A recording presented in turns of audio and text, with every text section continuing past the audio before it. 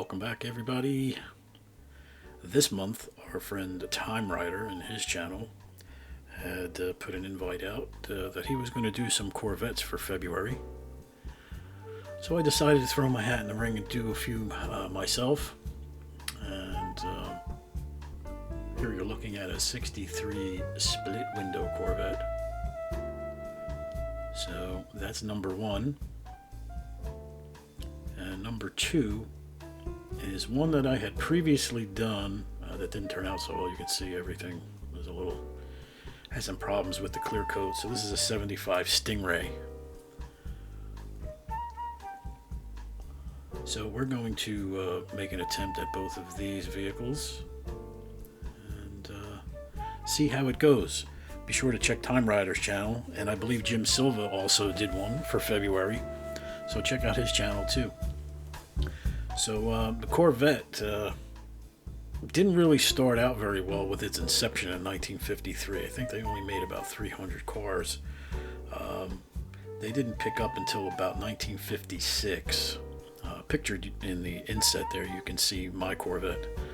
I'm a Corvette owner as well as Time Rider. So mine is a C4 Corvette, which is the identification they put on the generations. They've run from C1 all the way to the current iteration, which is C8, with C9 probably being developed by GM. And the talk around the campfire is that it may be an electric version, but we'll see.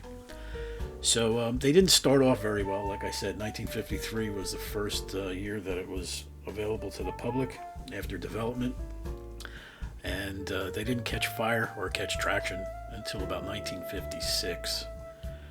And since then it's become the some say it's America's sports car. It's definitely become the flagship sports car for Chevrolet. And we'll be going into I guess 72 years or 71 years or 70 years very shortly. So it's definitely an American classic, and I wasn't really a Corvette fan. I mean, I like the look of the cars. I like the 60s and 70s versions of the car, and I was looking for a project car to work on. I'm really a Camaro fan, muscle car fan, American muscle car.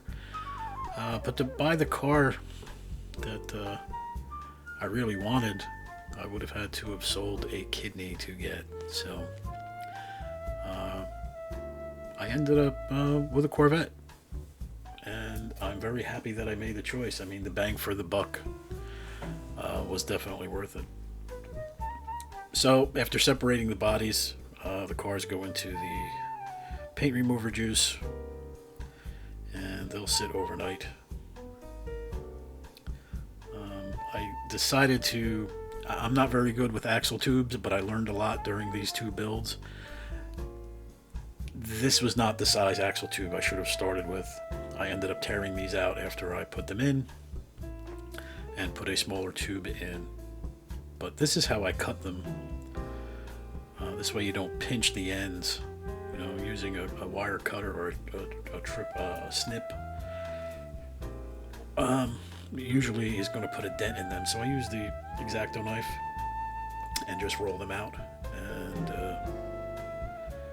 it's a much flatter cut and easier to file if you have any straggly ends or jagged ends. To install them, I use the Gorilla Glue resin. As you saw, that's my favorite resin to use for stuff like this. And it's basically a one-to-one mixture. If you want to have a faster set time, use more hardener. If you want to have a slower set time where you can maneuver it a little bit, use less hardener. And then it's just a quick mix and get it all one uniform color.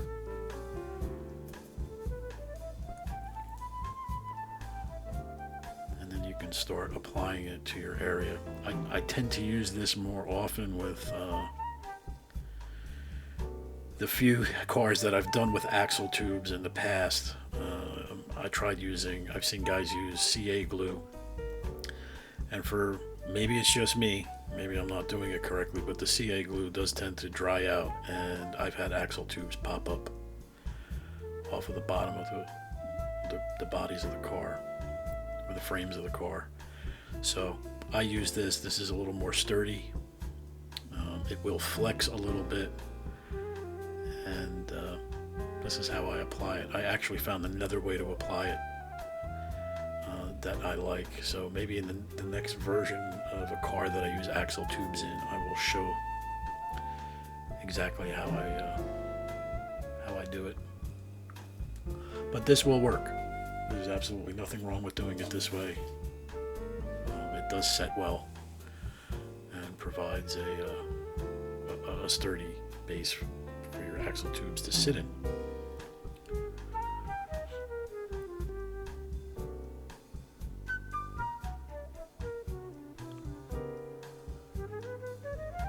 So after our bodies come out of the paint stripper, it's time to clean the body up. This is my cordless Win Dremel tool and a brass wire wheel, wire brush, and this is rinse repeat. Just get all the loose flakes of paint off that you can. You don't want any flakes of paint sitting around that could cause paint to fall off, especially on the outside of your body. And you just clean up any residues and things, and then give it a good wipe down before you go to paint and primer, or primer and paint. I chose to use Tester's Aztec paint for these vehicles, so you'll see the results of that at the end. On the bottom of these, on the inside of these metal bases, there's like a little pinched crimp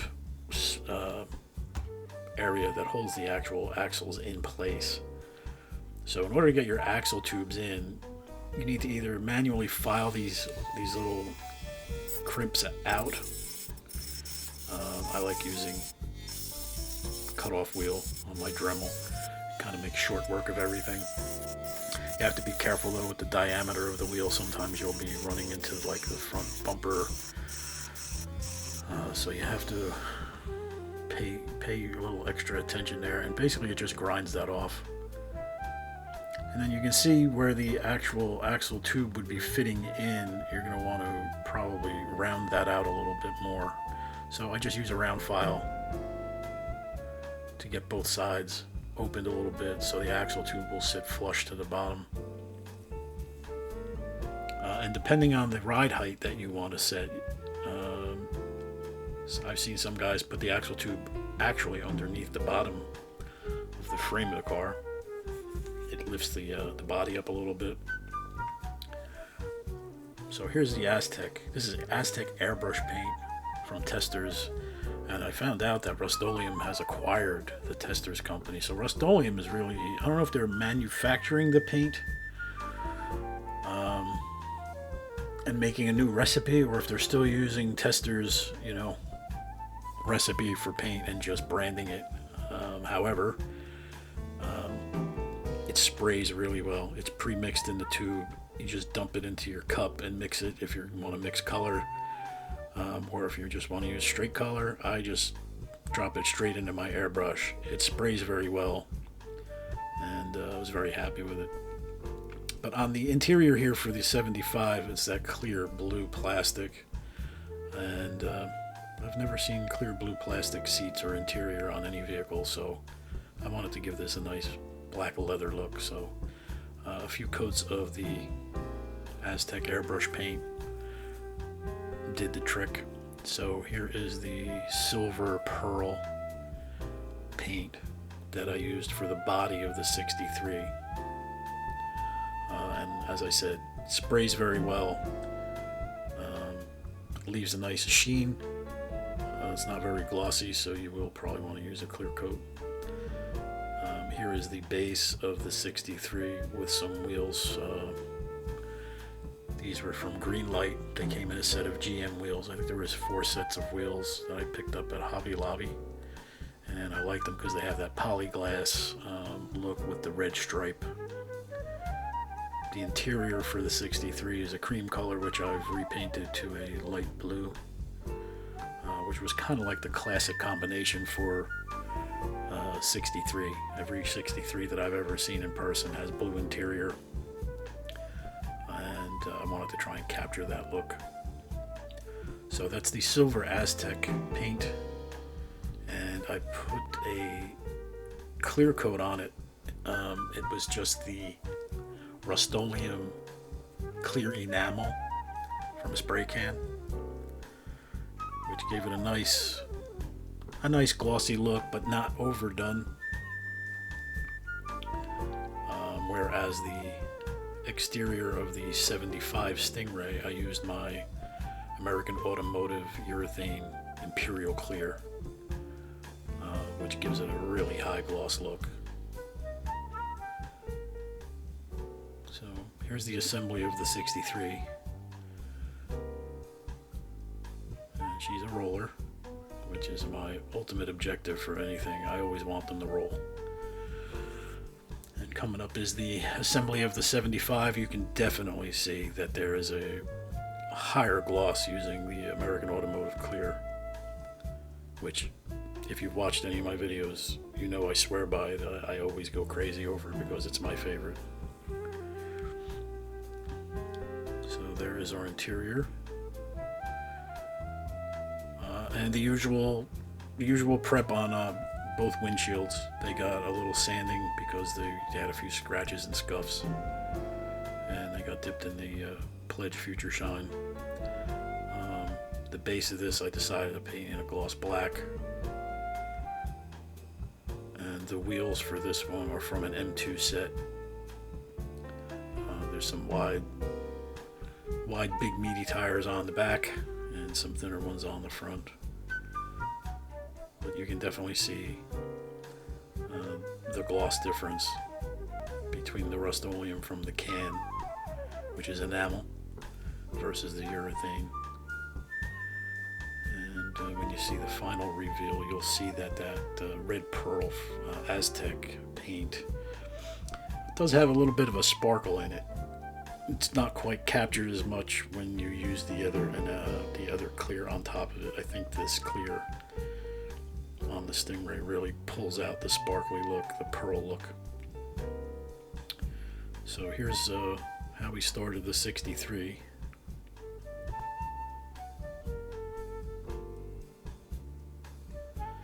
And here's what we ended up with.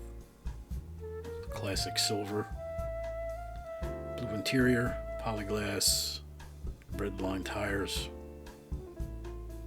and we even painted the rear marker lights. Definitely, if I could have any Corvette, this would be the actual one I wanted. 63 split window in silver. Just a classic look. I think it's probably one of the most sought after Corvettes. And here comes the reveal of our 75 Stingray. And if you look close, you can see a little bit of a sparkle that wants to come through that clear. It's a nice pearl paint. It's kind of a cinnamon kind of red color. And you can see our wheels for the M2 from the M2 set, which look pretty cool too. So don't forget to like, share, and subscribe, and mash down on the notification button if you like what you're seeing here. Those who have already subscribed, I certainly appreciate it. And don't forget to check out, definitely check out Time Rider's channel and Silva's channel. I know they had a couple of Corvettes, or at least one Corvette each that they've done. So until next time, guys, thanks for stopping by. I appreciate it, and I will see you next time.